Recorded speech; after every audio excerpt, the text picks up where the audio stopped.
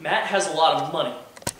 So much so that he's going to make me manager of all his money. I don't know why he would do that, but he's going to do that anyway. And he just had a great year. He just had a great year of return. And guess what's going to happen? He's in such a good mood. He's going to say, Barrett, you know what, I'm in such a good mood. Why don't you go to the people I owe debt to, because I know who owes in debt, because I'm his manager. I manage his money. Just go to the people who owe me debt, and why don't you discount some of their debt? And I'm going to say, what? I'm going to say, well, how much, Matt, do you want me to discount? And Matt's going to feel so gracious to where he's just like, I don't care, just whatever you want. Just whatever you want. So I go to Raymond, and I say, Raymond, how much do you owe Matt? $500. You know what? Why don't you just give me $250 and we'll call it square. Ooh, it's a pretty good deal. It's a pretty good discount, Barrett. You see, Matt's not going to feel the effects of this discounted for these people who owe him money. He's already received this great return. And these people would have gone nuts. They would have loved it. It's not implied in the text, but these people would have celebrated. They would have rejoiced over a debt like this. Are you kidding me? Well, let's say you put your kid through college, and it cost you $200,000 to put your kid through college, and the bank came up to you and said, you know what? Since they got all A's or whatever, we're going to knock $100,000 off that debt. Would you not have a party? I would. Especially if I was that college student. I would throw a party, a huge party. And the proportions are just as equally as great to the debts that these debtors owe the master.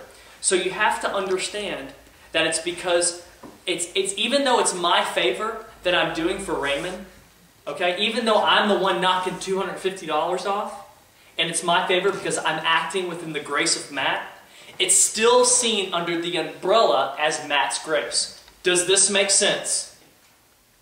Yes, no, maybe so. Okay, perfect.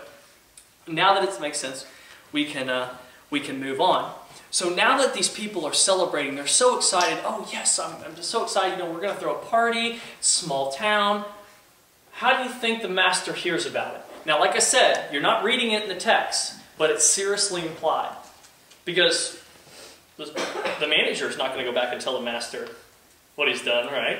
He's not going to go back and say that thing. Nobody else is going to know, because he's implying urgency. He's implying secrecy. He's like, hey, sit down quickly, write your bill. Write your bill, make it 50. Give it to me. I'll take it back to my master. Nobody who reports the manager, the guys who reported him in the first place, nobody knows about that. He's not going to go tell the manager. How else would they assume? It's such great debt that they would have thrown a party. They would have celebrated, not the servant. They would have celebrated the master. Is anyone starting to see the genius? Here's the genius. Gotta look back at my notes. Where am I? The master hears of the celebration, and this is what happens in verse 8. Are you ready? And the master praised his unrighteous servant because he had acted shrewdly. Now, who here, given the situation, who here would have then, after the servant had gone and squandered more of your wealth, given more of this discount, who would have then thrown the servant in prison? I would have. But the master doesn't do that. He can't do that. Why can't he do that? This is the genius of it. Are you ready for this? Are you ready? The master sees the celebration going on. He sees all this goodness, and what happens? You put me in a place where I can't throw you in prison. I can't throw you in prison. You've acted shrewdly, because not only are these people going to welcome you into their homes now because you've done them this favor. Remember first century hospitality? You do something for me, I'm going to do something for you. You know, it's kind of that sort of thing. Especially in the idea of this great favor. Not only are these people going to welcome you in their house and take care of you, but I'm not going to go back and take away this debt from these people. That's stingy. Can you imagine that? Can you imagine the owner going, hey guys, sorry to break up the party, but heard about the little mishap and you don't seem to understand. The manager acted outside of my authority. I fired him, and I'm going to need all that money back. It's like a millionaire. I thought of this illustration myself, so laugh. It's like a millionaire walking through a county fair, and he drops a $5 bill, and then 10 yards later he realizes, I've dropped my $5 bill. He turns, starts walking towards the place where he dropped his $5 bill, sees a little boy. He picks up the $5 bill, and emphatic, he shows his parents the $5 bill. Now, how many people have found a $1 bill and it just made your day? How many people found a $5 bill? I have found a $20 bill. It made me pretty happy. I was about 22. Still. The millionaire goes up to this emphatic boy who just found this $5 bill and says, hey, I'm sorry, that's my $5 and I'm going to need it back. Are you kidding me? You just stole our joy away because you need $5 back. You see how the master can't act that way in front of the people who owe him money now? You see how clever the steward is? Now there's something that we've not addressed yet. And that even though it's, okay, you're thinking, why is this so difficult to pick up on? Why do we have to go through so much context, so much historical background in order to get it? It's simply because we are not the original audience. Okay? Jesus is not here telling this parable to us. He would tell it in a completely different way. We're not there in the first century. We don't have our sandals filled with dust. We're not sitting on a rock in the heat listening to him.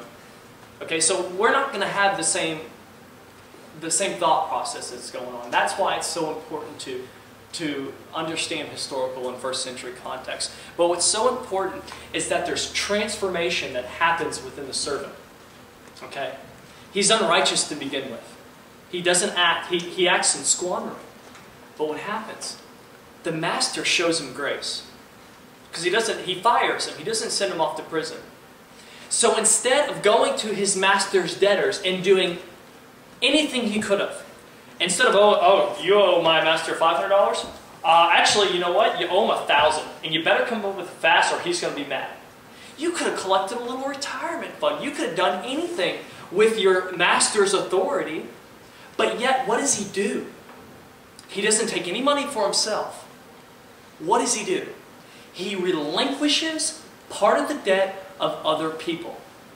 He uses his power, his authority, the grace of his master that he is being seen through right now in order to delegate his property or delegate his master's property. We're starting to see a little bit of transformation, a little bit of grace that's happening. So much so that the master says in verse 8, you've acted shrewdly. You clever, you've acted shrewdly. There's nothing I can do and you're going to be taken care of.